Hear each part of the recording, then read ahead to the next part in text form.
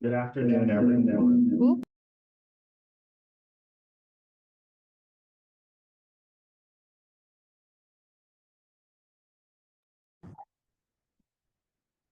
All right. Good afternoon, everyone. Thank you for coming today, in person and virtually. My name is Joshua Cross, and I am the Richmond chapter president, class of 2010, for Christopher Newport University, because that's why we're here. We are here with the Wason Center, with Cami and Dr. Rebecca. Correct. Thank you. Sorry, I panicked. But I also would like to thank Sansom Branch Library for hosting us today as well. I will turn everything over to Grace Charlotte. Thanks, Josh. Cool. Well, welcome everyone and good afternoon. Welcome to CNU Talks live at lunch. I'm Grace Charlotte, as Josh said. I am a class of 2021 and your Assistant Director of Alumni Relations, and I get to serve as our moderator today. We're excited to be in person today in Richmond, and we're hosted in partnership with the Christopher Newport Alumni Society Board of Directors, the Richmond Alumni Chapter, as Josh said, and then your Office of Alumni Relations. These talks have brought to you different members of our Christopher Newport community. We've had coaches and professors and alumni all doing incredible things and sharing with us what they've been learning. And we hope to continue to bring forth ideas that speak to both your hearts and minds. Today, I'm excited to introduce Cami Castleberry and Dr. Rebecca Bromley-Trujillo, or as I know her, Dr. BT, from the Wason Center for Civic Leadership at Christopher Newport. Cami is the Wason Center for Civic Leadership Director and a proud captain for life, having graduated with the class of 2020. Her career in politics began with roles on political campaigns, which evolved into serving for 4 years as the Chief of Staff to a member of the Virginia House of Delegates. Passionate about education and volunteering, Cami actively contributes as an advisor for her sorority, an advisor for the CNU Newport Pearls and Acapella Group, and serves on the Peninsula Alumni Board. Cami is a graduate of the Sorensen Institute for Political Leaders Program, the American Legislative Exchange Council's National Legislative Staff Academy, and the Virginia Peninsula Chamber's LEAD Program, and is currently preparing to pursue her master's in public policy.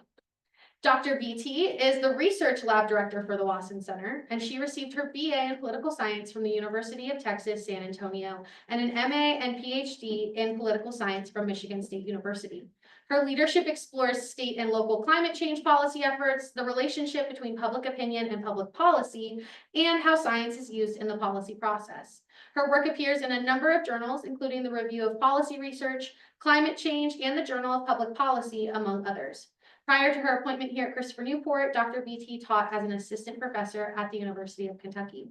Today, they will be sharing with us about the Wason Center for Civic Leadership and especially how it's changed since many of us were students, its polling operations and the student programs. And then we're going to transition into a deep dive and also conversation on the center's most recent polls and the upcoming election. This is meant to be a conversation about civic engagement, not any specific political opinion specifically. And so while this is going to be a conversation, we do ask that you just keep that in mind in how you're sharing different questions and comments with our panel and with each other.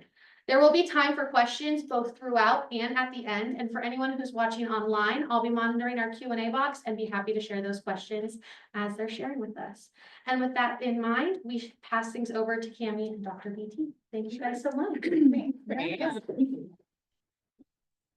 Thank you all for having us. And since we have people actually here, we really want to have more of a conversation or discussion, what have you, just to be engaged and make sure that we're touching on the things that y'all want to hear more about. But just out of curiosity, who knows anything about the Wason Center?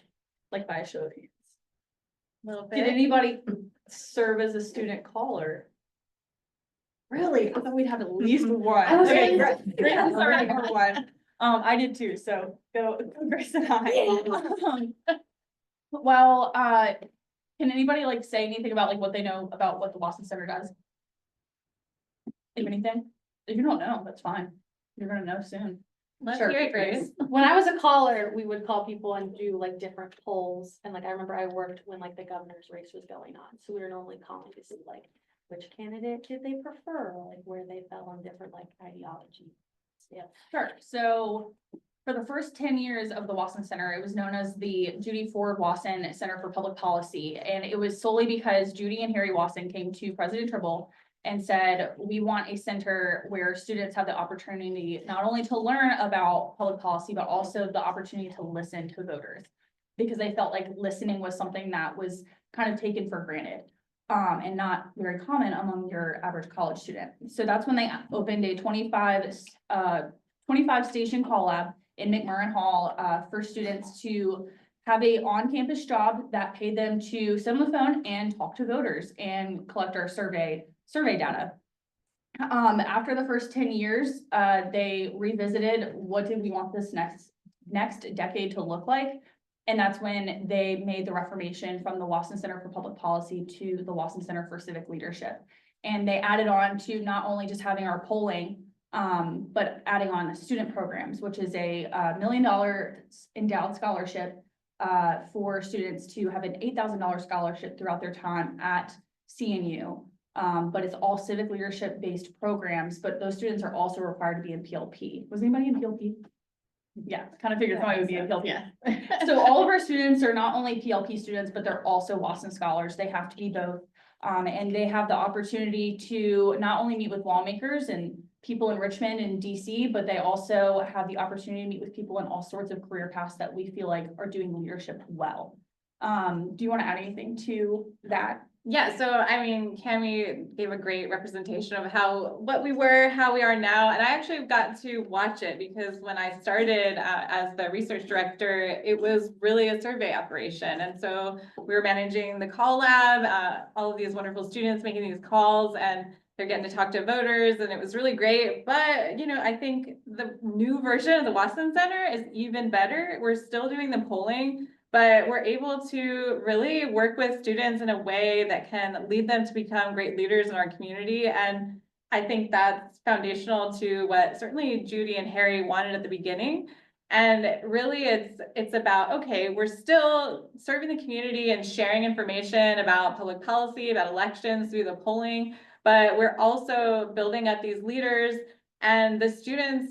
I just love to watch them experience our program. And Cami came in, gosh, how long? It's been only, well, I got hired in January of 2023. Yeah, so it feels like she's been here a lifetime because she's amazing and she's so good at her job. But I just love working with her and the students. It's a fantastic program, and we now have our full set of Wason scholars. The program is the 4th year, so we brought in a class every year. We've got our full group of scholars, and we're going to graduate our first class this year, this academic year, which is pretty exciting. Yes, it's crazy. So we have 28 students total. We usually average about 7 students that we take in. We average about 150 applications, and that's just growing every year as more people become more aware of what we're doing. But we're seeing what we're doing through our programs actually really take an effect on our students. A good example, as Grace mentioned, like we do nonpartisan, unbiased research. And that's something that we take pride in. And so our goal is to make sure that our students are going out into the world and they're not looking at everything from a partisan lens or scope, more of a nonpartisan, active listening perspective. We have one student that worked for the governor this summer. She was a governor's fellow. And she came to me right after she finished and she said, to be honest with you, I am 100% a Democrat, and I would have never even began to consider working for a Republican governor if it weren't for the programs that I'm going through in the Wason Center. But she learned so much, and she said that never even fazed her that she wasn't in a room of all like-minded people. She had the opportunity to learn a ton of stuff. So we're loving every second of it. It's super fun. We're taking our seniors on a capstone trip this fall to DC, and so they get to meet alumni from the DC chapter, but they also get to meet with lawmakers and all sorts of professionals that are in the Hill. So we're very excited about that. That's a little bit on our student programs. Does anybody have any questions about our student program?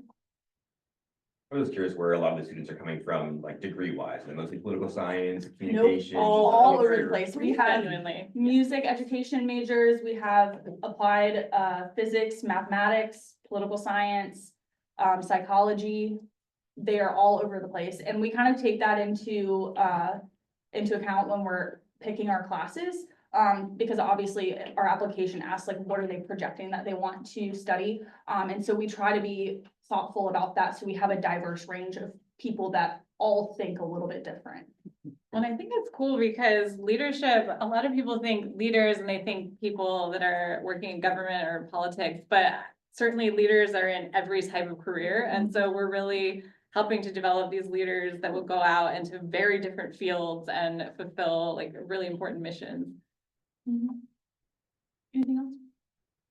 Great, well, I'm gonna turn it over to Becky, and she's gonna talk to you about our polling operation and the polls that we've gotten to do this fall.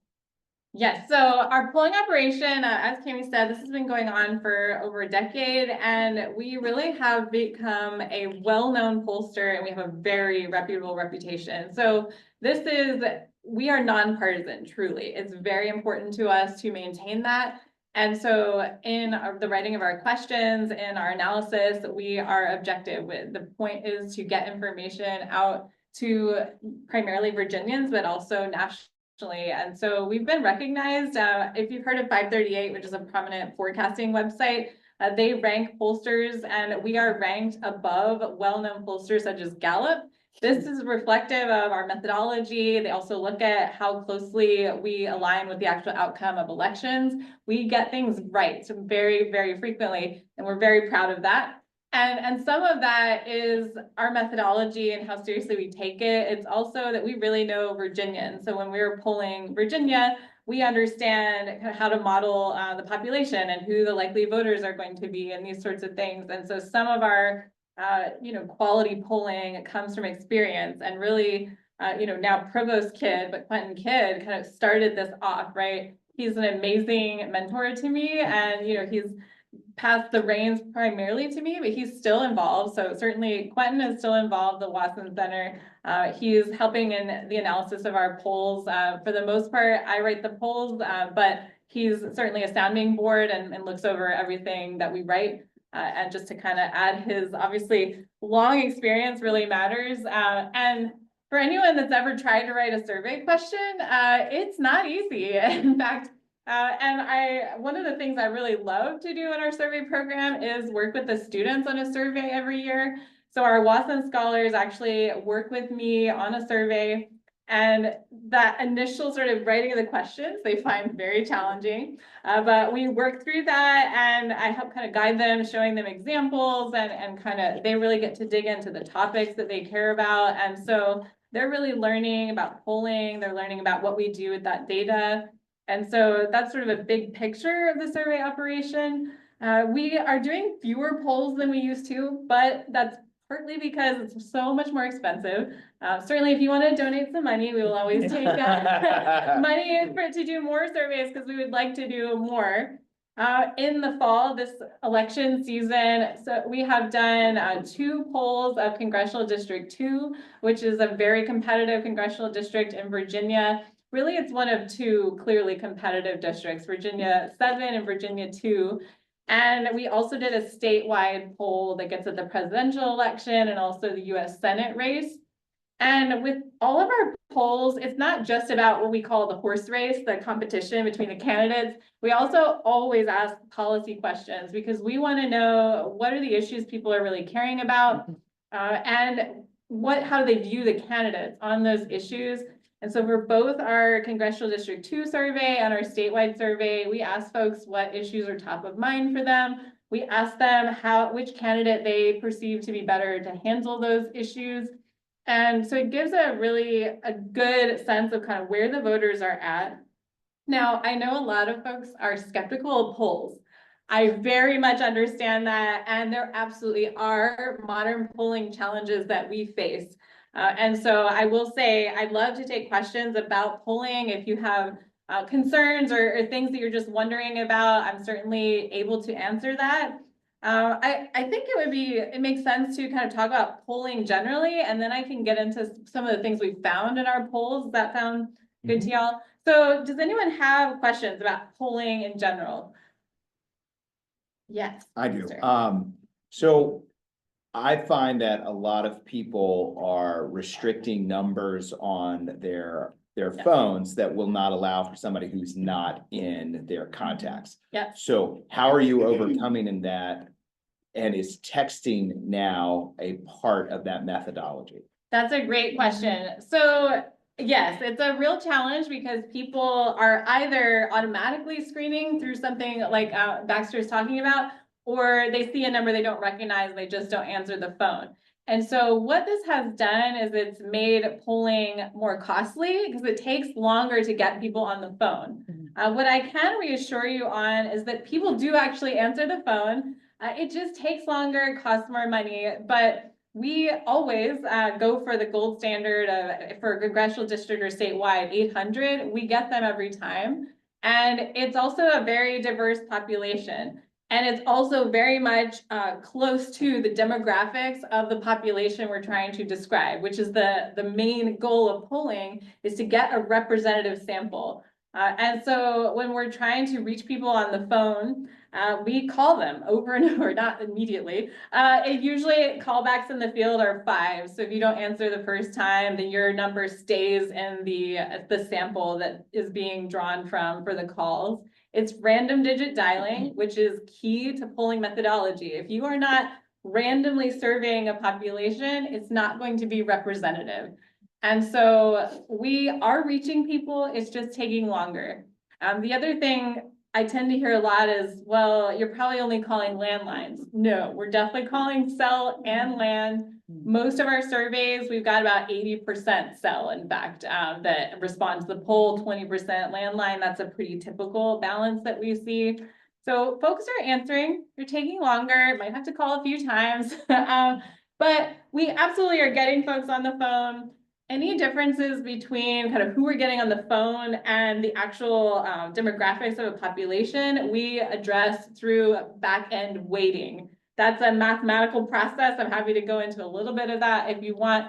But basically, the kind of layperson way of saying this is that let's say you have an underrepresentation of a certain group of people, like there are more women in the population that have answered the phone. Then we use survey weighting to essentially the women that are in the sample are weighted a little bit more because actually the population has more women than we have reached.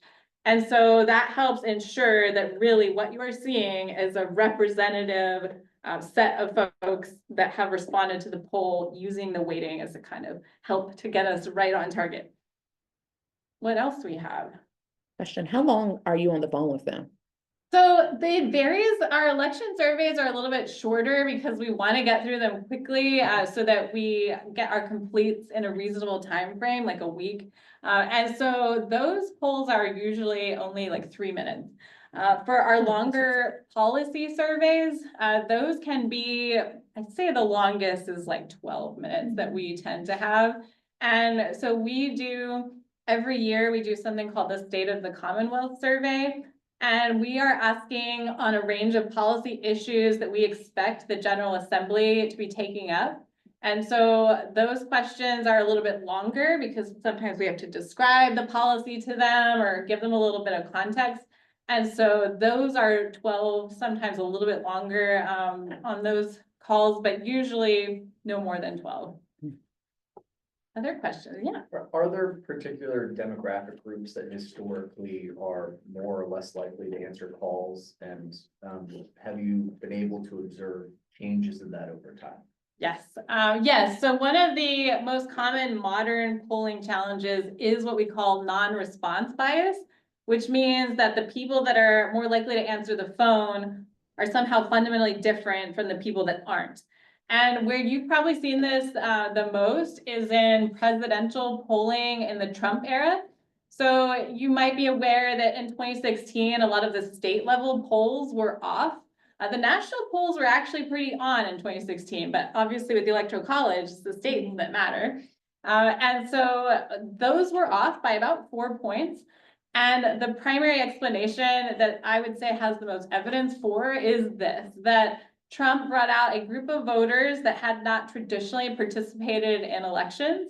And those same voters were also less likely to answer the phone. And so it created a polling error that was biased against Trump, essentially.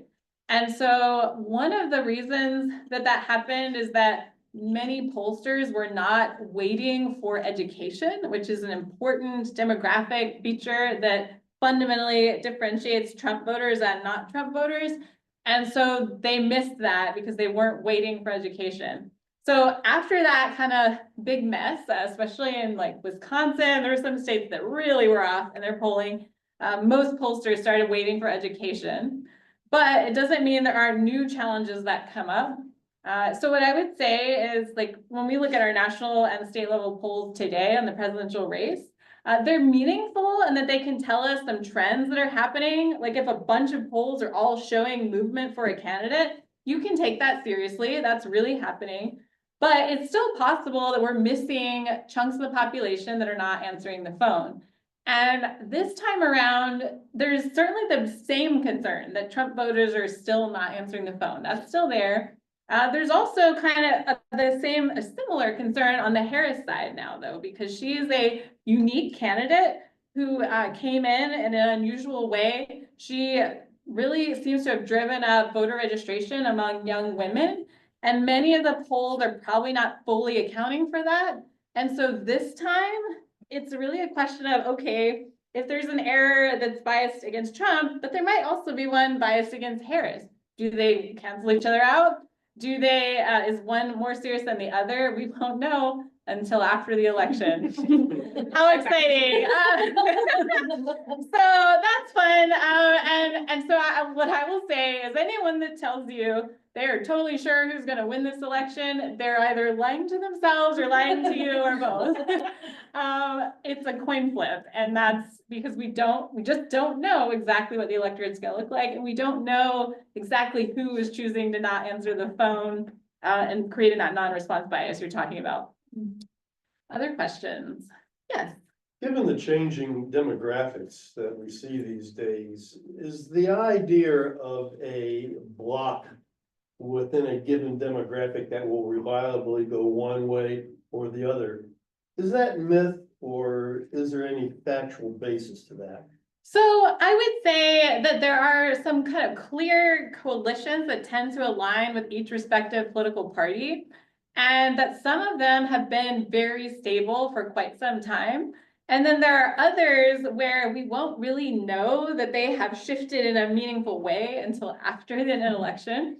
Now, a couple of trends that I have seen over the last, 3 presidential cycles, including this one based on polling, what we're seeing is, so for the Republican side, we're seeing a shift in more Latino voters in support of the Republican Party. And this has been gradually happening since 2016.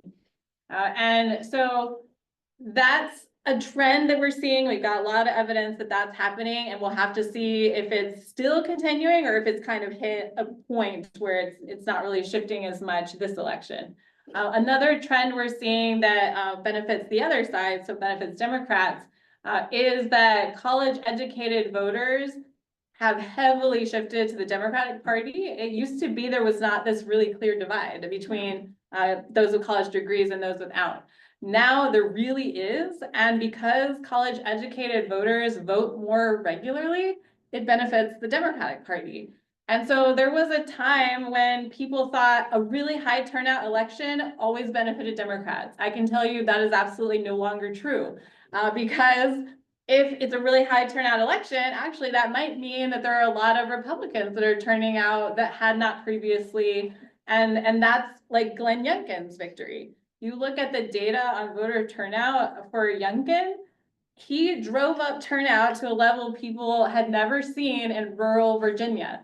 And that high turnout election absolutely benefited Youngkin. And so it's really turnout. It's kind of like, well, we want high turnout, period. That's what I want. I want people voting. I don't care what party they are. I want them participating, because that is what helps our society be a true democracy.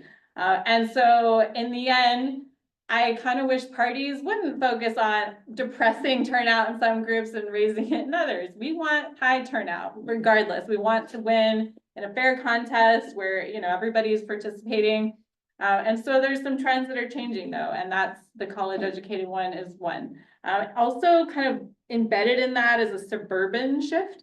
So in suburbia, it used to be that suburban voters were truly the middleman between urban and rural, that they really voted right between them. That's no longer true. Now suburban voters lean liberal, lean more Democratic. And the evidence suggests that that's happening because of partly the college educated piece, and also that suburban areas are becoming more diverse, so racially diverse in particular. And then it's also suburban women. So suburban women have become much more liberal. So that's another trend that we are seeing.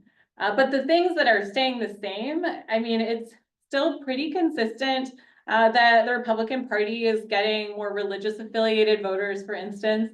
It's pretty consistent that the Republican Party is getting more white men, more men in general, whereas the Democratic Party is getting more women and more people of color, and that's pretty consistent, with the exception of the sort of Latino trend. Now, the open question in this election is, are Black voters heavily shifting? There's a lot of speculation about this. Have y'all heard some of this kind of coverage?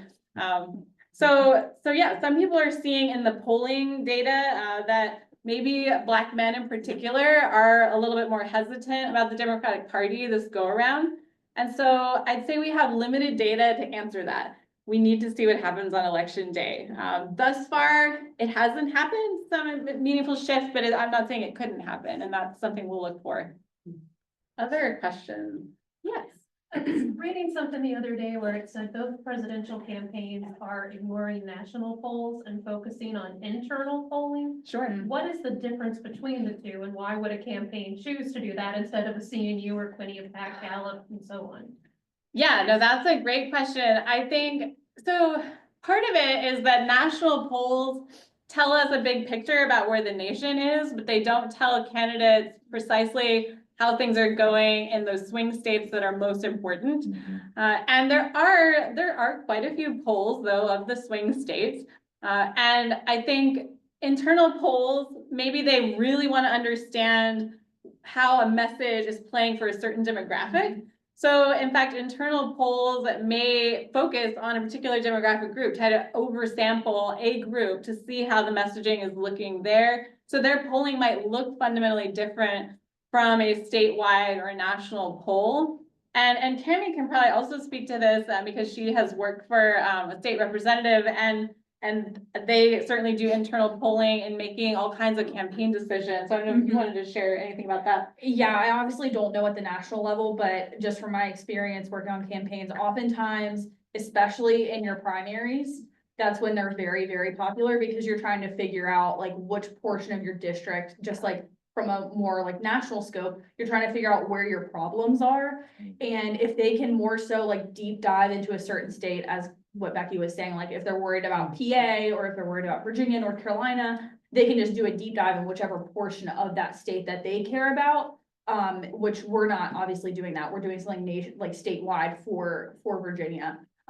We used to do stuff like maybe we were looking for a certain demographic, like maybe we were worried about the Black vote, maybe we were worried about the woman vote, young people. That's usually a lot of what that has to do with.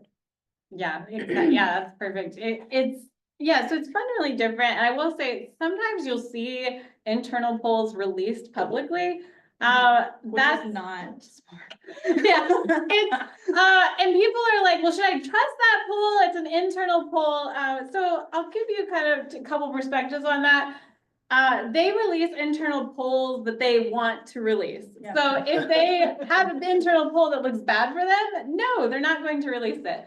And so the problem with that is that it means maybe they're not doing as well as that poll actually suggests because other polls show them doing less good. And I always say one poll tells you something, but a group of polls all saying the same thing tells you so much more. So if they're selectively putting out an internal poll, absolutely take that with a huge grain of salt. And if you're doing internal polling correctly from a staff point of view, like former staff, you don't want your candidate to know like what's happening. Like ideally you keep that. It's called internal for a reason. Like your lawmaker or your incumbent or what have you should not even know what that poll says. Because if it's tied, then they get freaked out and then they want to work like too hard. if they look good, they're like, oh, sweet, I can just relax, like, I don't have to worry. So internal polling is such a fun time. Yeah. Yes, and obviously they want good internal polls, so they're trying to do a good job. Like, don't assume they're trying to make themselves look good. Actually, they want good quality data. It's just what they choose to release and not is really important. Very. Yes, great question. And what else? Given the area in which we live with the large military presence, how do you sort through the impact of a large military presence in an area in which you're polling? Yeah, so I mean, especially this poll that we did of the 2nd Congressional District, heavy military, right? A huge naval base, biggest in the United States. And so, you know, certainly we have veterans in our polls. In fact, that would be an interesting demographic question to add, I think, in the future, is, you know, are you a veteran or not? But I would say we have them. They're certainly in the database. So I know some people get worried that if you're polling in an area where military are coming in and out, that you're not capturing them. We've definitely got that data. We have a really reliable partner that gives us a registered voter list, and we're very confident in it. And based on the kind of looking at our past polling, we have been very successful at coming close in these districts with heavy military. So we've surveyed Virginia's 2nd Congressional District when it was Kiggins versus Luria, for instance, and we did a poll around this time of year showing them tied, and you know, Kiggins won by 3, certainly in the margin of error of our poll, and obviously things shifted a little bit right up to election day, but either way, we are capturing the veterans' views certainly in this polling operation. Other questions? Are you seeing any trends in generations and the generation shift between millennials, Gen X, Y, and Z? Yes, there are absolutely generational trends.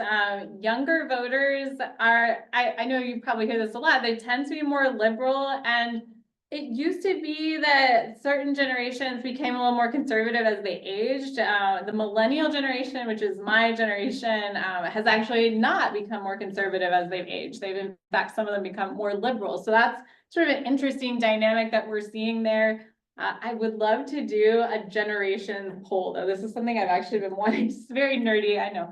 But I've been wanting to do this where we kind of oversample, like we have large sample sizes by generation so we can really compare them. Because in our current polling, we don't have enough from each generation to really represent those generations. So you would have to do it a little differently methodologically, but definitely differences.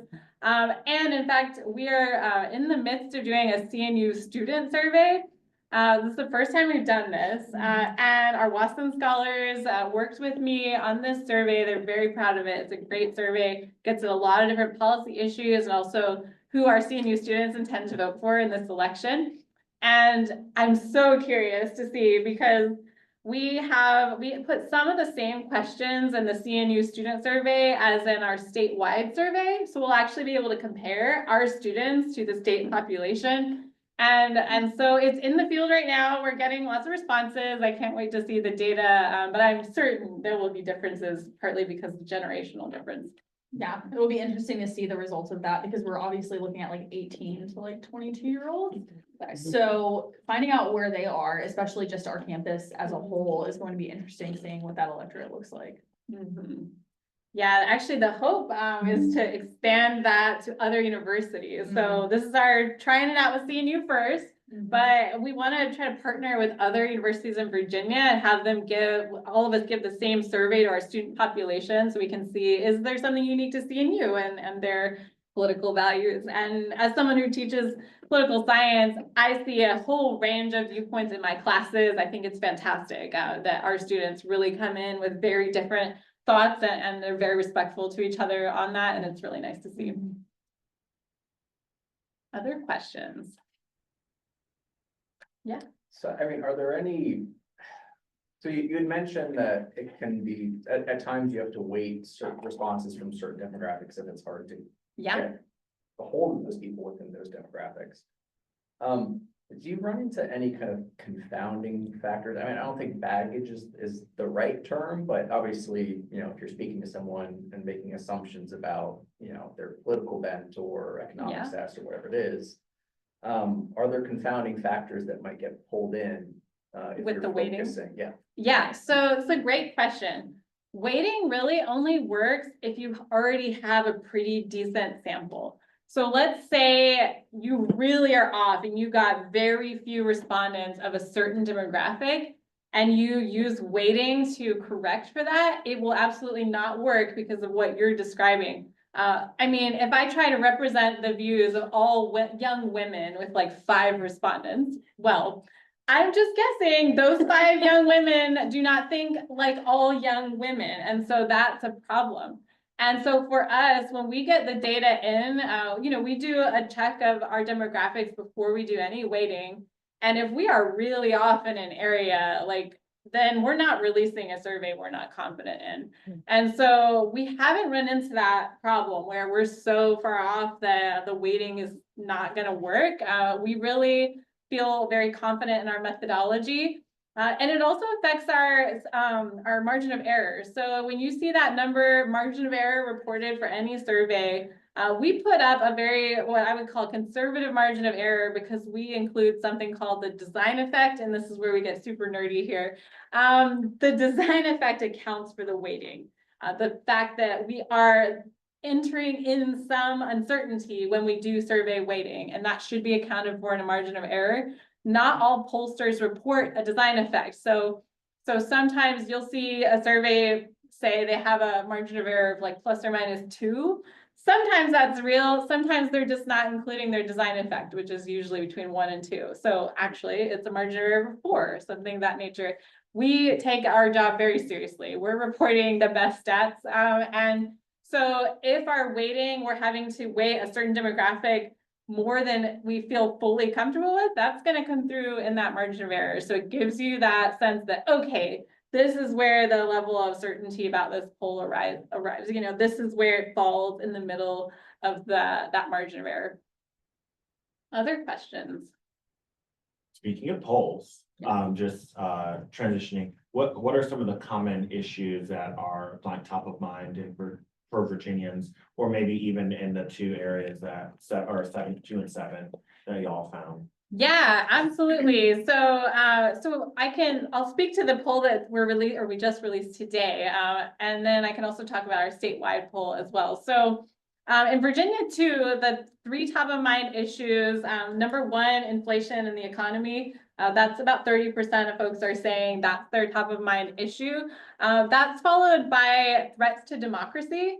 And that's 20% are saying threats to democracy is their primary concern. And that's an issue that certainly overall Virginians are worried about, but Democrats in particular are even more worried about threats to democracy than Republicans and independents. And then the 3rd issue is immigration in this district. And then the 4th is abortion. This is similar to what we saw at the statewide. So statewide, the inflation and economy was also number 1. All 4 of those issues were in the top 4. Do you remember what came in second? I should have printed that poll. It was not threats to democracy. It was not. No. So that shifted. So this district, when we surveyed it in mid-September, the 2nd issue was immigration. Now it's threats to democracy. So something fundamentally shifted within District 2 to raise that issue to prominence. And I think that's also kind of illustrative of the results. That race has tightened quite a bit. So when we surveyed it in mid-September, again, this is Virginia 2, the incumbent is Republican Jen Kiggins. She's competing against the challenger Democrat Missy Cotter-Smossel. And so Kiggins was ahead by 5, and that's about the lean of that district. It's a Republican leaning district, about +5. But let me be very clear, Virginia 2 swings. And so that district, that area, Joe Biden won by 2 points when he ran in 2020. And Glenn Youngkin won that area by 11. So you can see this huge, just a year later, huge swing. And so it's not a sure thing for any candidate. I'd say Kiggins, even though in the most recent survey now is just up by 1 in our survey, so really tightened there. I still say it's Kiggins' race to lose, in part because she's an incumbent, voters know her, and I do think what we're seeing in the survey today is that 89% of Republicans say they're gonna vote for her. That number will absolutely go up as we hit election day. And so she'll pull in some of her own partisans, I should say, and then, but that does not mean that Cotter-Smossel could not win. 1 point, that's clearly within the margin of error. Maybe she's even ahead, right? We don't know because it's certainly within our 3.9% margin of error. And so I would say that if Harris outperforms, like does really well in Virginia, then I do believe Cotter-Smossel could pull off a victory there, and that would be a flip in that case. But yeah, the issues I think are partly driving that. Did you also poll the presidency, like how each candidate, I'm just curious, Yep. it's like, is Harris and Trump a 1% margin in that same, Harris is up 2. okay. Yes. For And the so state or that that district? for that District. district. Yeah. The state, Harris is up 11 in our statewide poll, and that tracks, right? So Biden won by 10 in this state in 2020. He won by 2 in this district. So we found 11 for our statewide. We found 2 in this district. So that pretty well tracks. So if this stays, and we've got less than 2 weeks to go, then I do think Harris is going to win the state by a similar margin to Biden. And in this district, if it tracks the same way it did, 4 years ago, then I do think that Kiggins is probably going to win. But if Harris does even better than Biden, then I'd say it's an open chance. Have you done any polling on the Senate contests between Kane and how do you pronounce Cal. it? Cal, that's it. Yes. That was, Kane was up 20 in our statewide poll. And that is solely just because everybody pretty much knows who Tim Kaine is. And he's just a popular incumbent. Nobody knows who Hung Kao is. And he doesn't have the funding, or he's not like a Glenn Youngkin that can just pour a ton of money into something. He is just somebody that woke up and decided to run for Congress, essentially. And Tim Kaine is very well seasoned and very well known. And that was very clear in not only the statewide, but also our Virginia too. Yeah, I think Tim Kaine's gonna win by 20? No. The reason I say that, sure, our polling suggested that, but there were a lot of undecided folks in that race in particular. And Hung Kao, the Republican challenger, again, as Cami said, has very low name recognition. Like, people don't really know who he is. But when it comes to the voting booth on election day, people very much rely on the party ID. And so they will see a Republican next to Cao's name. Republicans will more than likely vote for him. Some Republicans will absolutely vote for Kaine because he is a household name and an incumbent, and he's moderate, popular. But most Republicans will vote for Kao. And so I think it will be a lot closer to like 13 or something like that. And there'll be a lot of down ballot voting for sure. Exactly. Like Trump, Kiggins, Kao, for example, in Virginia too. Yeah, so, and in the Virginia 2, Cal is down by 7, so not as bad, but it's a Republican leaning district, so we would expect that. Also, this poll is a little bit closer to election day, and so those partisans are starting to line up behind their respective candidates. So Republicans starting to align behind Cal in this survey. And so I would say if that holds, then I would expect Kaine to win by like 13 or thereabouts. Yeah, as a resident in Virginia too, it was very interesting for me to see that the difference between Kiggins and Kao, because everywhere you go in Virginia too right now, there is a Kiggins sign and a Kao sign right beside each other. And so for people to know more of who Kiggins is, but then they're like, who's Hung Kao? Because he's got very big signs and they are everywhere.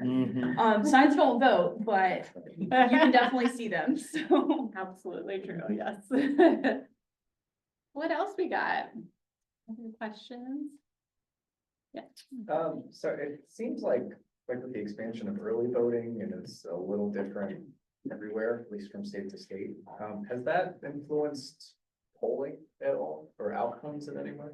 So it's pretty complicated. There's a pretty huge literature in political science that studies voter turnout and looks at various expansion or reductions and kind of ease of access. So the general broad finding is that as you make it easier to vote, so adding in early voting, mail-in voting abilities, voter turnout tends to go up. And the interesting findings thus far, so some thought, oh, that means this is gonna, be easier for Democrats in particular, in part because Democrats and the Democratic Party have really pushed early voting and mail-in voting.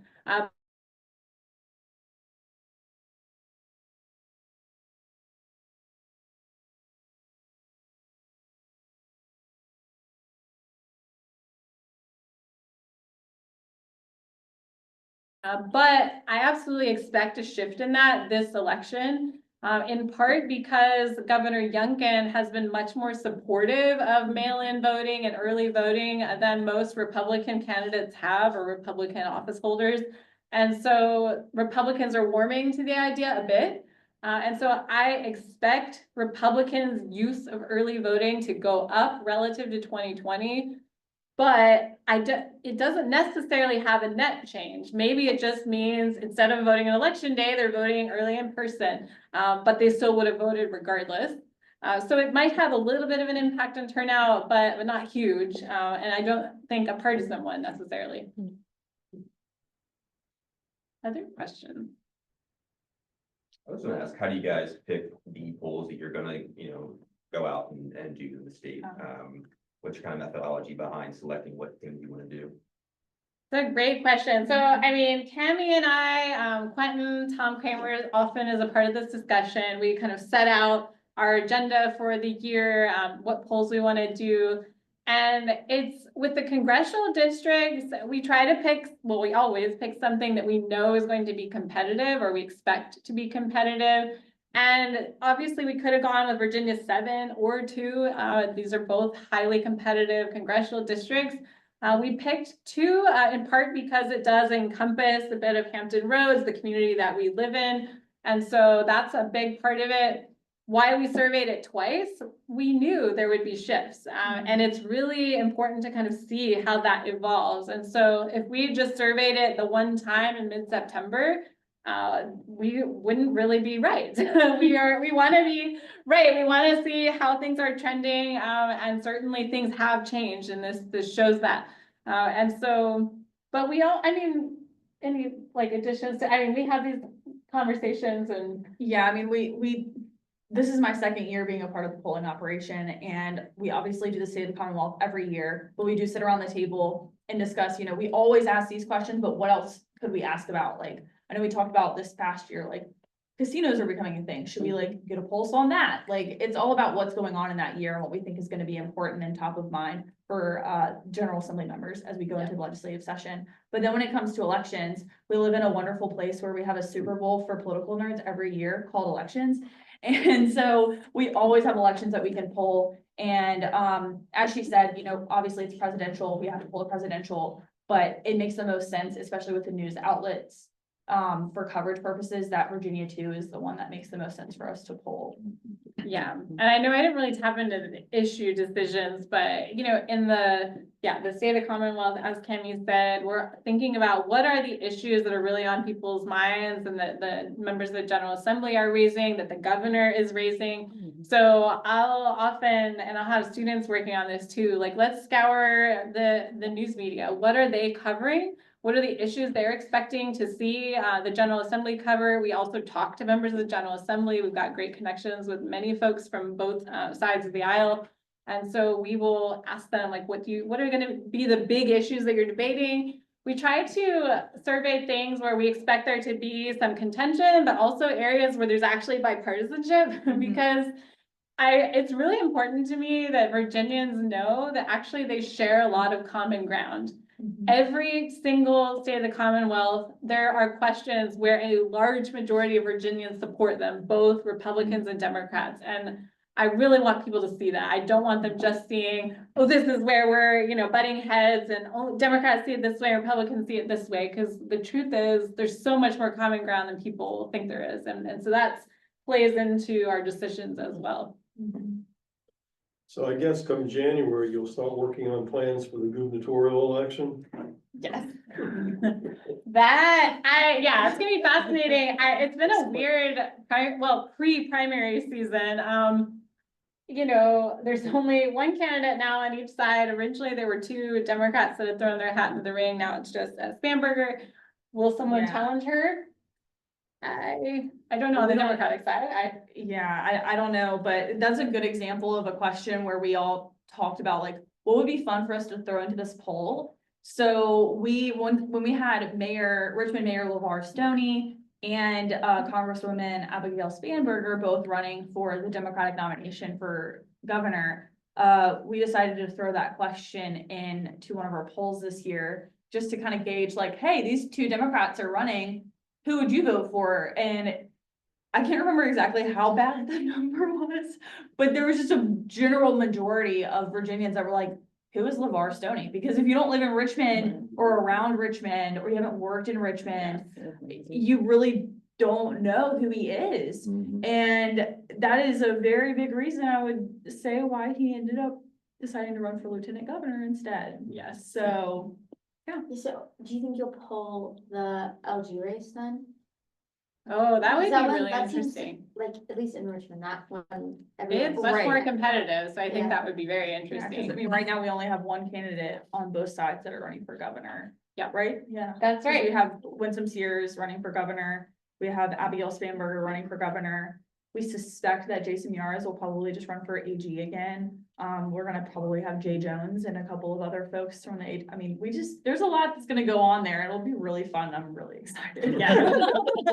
It's gonna be fascinating. I would love, obviously I'd like to do all the polls. And again, if you want to send us some money, we'll do all the polls. But I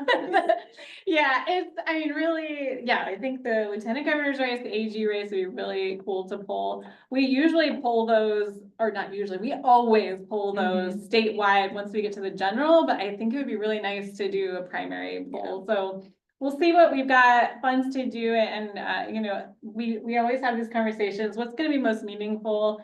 And sometimes it's about like, what are people not polling that would be interesting, because nobody except us has polled, or internals have polled the 2nd congressional district. And so we've gotten a lot of information out to the public about where people stand on these issues and these candidates. And so we want to have a novel impact.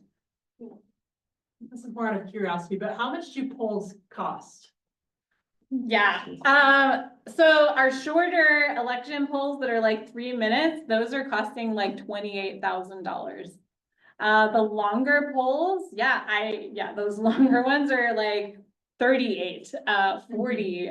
Like, how much is the state of the Virginia one that you guys do normally? That one's way more expensive.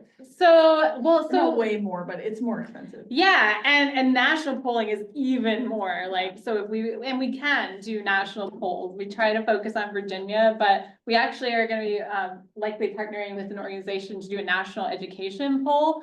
And the quotes we got back from that were, like $45,000. So very expensive. And it's part of what many of you all raised, that it's harder to get people on the phone. So you have to have more callers, longer time to get the poll. And so it costs more, but we get them, it just costs more. Yeah, that's why you're seeing more text to web, because the live calling costs a lot more. Oh, and Baxter asked me about this, I forgot to mention, we are actually gonna try out doing some text to web for our State of the Commonwealth. It's gonna be a mix of the live calling we always do with like a subsample, like 200 of the text to web, to see how that works for us. So we're trying it. I think I have one, we're allowed one more question, That was perhaps. the question. So to an earlier point about showing that, and I truly believe this, that we have more in common than we don't. Something that I also know true is that employers and folks who meet captains regularly say, I need to hire more captains. So what is the Wason Center doing to really sort of emphasize that we have more in common than that separates us to truly have civic leaders? Tell us a little bit as we roll it. This is not a commercial. I had no, this, but it Yes. sort of struck a tone with me. Absolutely. Wow, no, that's a good question. Do you, I mean, I could So- really get passionate about this. Please do, I mean, I think our work, but especially yours with the Wason Scholars is like, and how we're engaging, I mean, the events we've been holding, so we can talk about all Yeah. sorts of things. I constantly just want to empower our students to do things that they're uncomfortable doing, because I believe that you're uncomfortable doing things until you're no longer uncomfortable. And so, especially being, like full disclosure, I worked for a Republican lawmaker. I worked for just tons of Republican politicians for a long time. And as we all know, like, is it true? Whatever, but like, it's just a little bit less common for your college student to be a Republican or be a conservative. And we try to empower the fact that it doesn't really matter how you think or how you vote, it's how you work with people. Right. And there's a lot more that happens behind closed doors that I got to be a part of because of working for lawmakers, that more of my friends that I have now are Democrats than Republicans that I still talk to on a weekly basis from what I used to do. And so my background from that, and then Becky's background being a professor, being our research director, all the incredible things that she's done, and the things that she's passionate about, we're diverse and they see how we interact.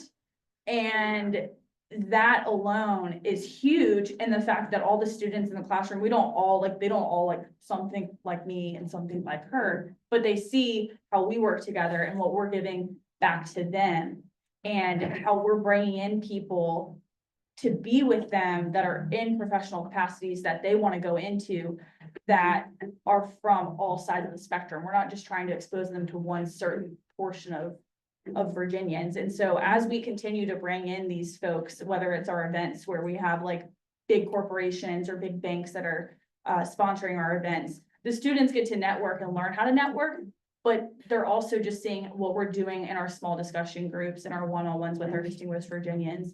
And that's helping them set them up for success to show that CNU students really are different. And they are, like, our CNU students really can work with a broad range of people and they are truly unique. And yes, please hire our CNU students. They are fantastic. Yes, great leaders, yeah. Thank you. Yes. All right, thank you, Cami and Dr. BT, for the discussion that we had today. Thank you for everyone that attended as well, in person and virtually, for our first Live and Lunch in-person event. As you know, my name is Joshua Cross, class 2010, Richmond chapter president. Have to do my plug for the Richmond chapter. Our holiday party is December 4th, and more details are to come. Also follow us on Facebook and Instagram, RVA Captains for Life, and Christopher Newport, Richmond Alumni Chapter on Facebook. And then we also have a token of appreciation for you both for coming up and taking time out of Thank your you so day. much. So thank you so much.